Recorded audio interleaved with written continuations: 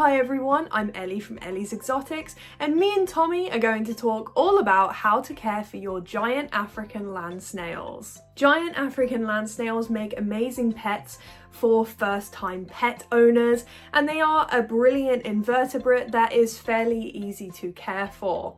They do make good pets for children, but I wouldn't really recommend them because they do live quite a long time. All of the land snails that I have cared for, rescued and rehomed have been because the children have gotten bored of them.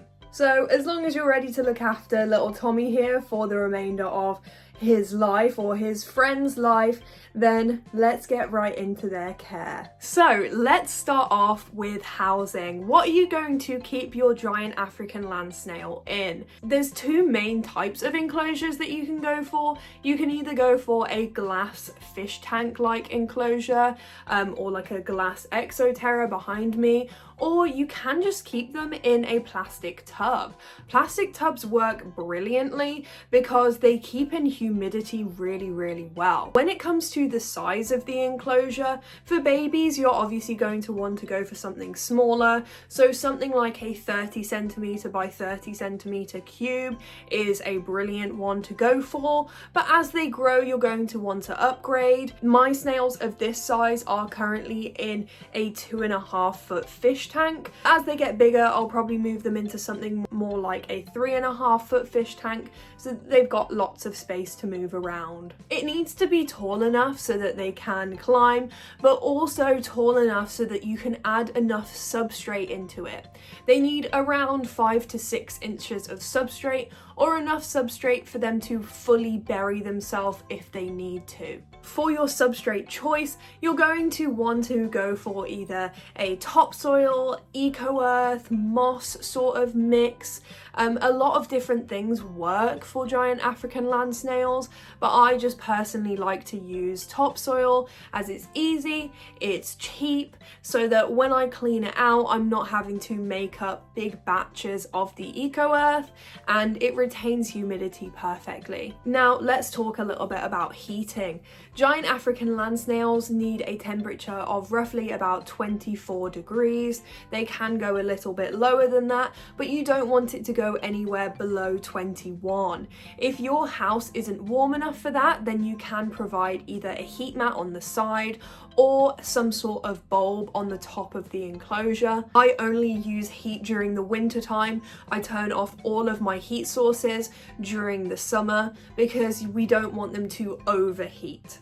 Make sure your heat source is connected to a thermostat. If you use a heat bulb, then go for a dimming thermostat, and if you're using a heat mat, then go for a on and off thermostat. To make sure your humidity and temperature is correct, go for a hygrometer and thermometer digital combo and just pop that into the tank so that you can accurately read what's going on. Don't go for the analog ones as they are incredibly inaccurate, and also if they were to fall off, this sticky side could potentially injure your snail. When it comes to humidity, you're going to want their humidity to be between 70 and 90%, which I know sounds quite high, but like I said, if you keep them in something like a plastic tub, it's very easy to achieve. I mist once a day, and sometimes I don't even need to do that. When it is colder during the winter month, the enclosure keeps its humidity really well, so I only really need to mist every other day or even every few days. It tends to dry out a lot more in summer. To mist the enclosure, I have a 10-litre water pump. You definitely do not need one that big, but as you can see I've got a lot of animals and pretty much all of them need spraying at some point in the week, so instead of going for that big one you can just go for a hand mister like your average water bottle pump so that the humidity is where it needs to be at. When it comes to diet, these guys need a range of different vegetables, but vegetables or foods to avoid are things like lettuce, cucumber, onion, pasta, salt, and bread. Their main diet should consist of sweet potato, sweet corn, baby corn, broccoli, peas, carrots, zucchini, and red pepper. Each time I feed, I like to give them 3 different types of vegetables in case they're being picky that day and they don't want to eat that type of veg. And I'll change out each week the different types of veg that I feed. They always have access to cuttlefish bone as well, so that they can get the calcium that they need. Snails also need protein to be able to grow that big shell of theirs. Because it is quite a lot and there's different measurements, I'm going to put a photo on the screen of a protein guide so that you can make a nice protein powder for your snails so that they can grow nice and big. This is from Land Snails Advancing Husbandry. I am a moderator on that group. If you have any questions, you can hop over to that group and I'm happy to answer. So now let's talk a little bit about decoration.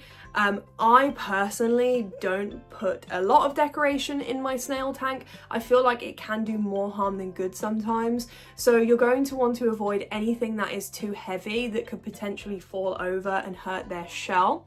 And you are going to want to avoid any like silk plants that they could possibly ingest and mistake for food. But you can always put some cute little wood pieces in so that they can hide underneath it if they want to. Just make sure that there's no holes or anything like that so that they could possibly get stuck. Now let's talk a little bit about the egg situation of giant African land snails.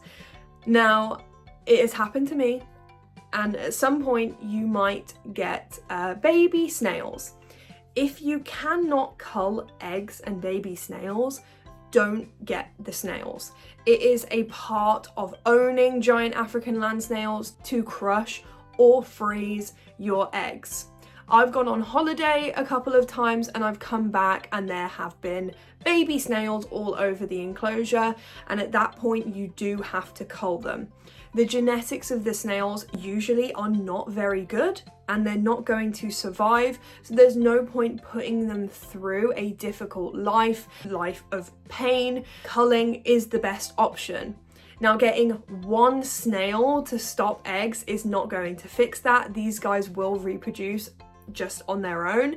They will lay eggs anyway, they don't need a mate, and they do benefit from being with other snails. I don't really recommend just having one. These guys aren't necessarily social, but keeping them in pairs or groups works out better for them. So that is everything for today, guys. I hope you enjoyed this video.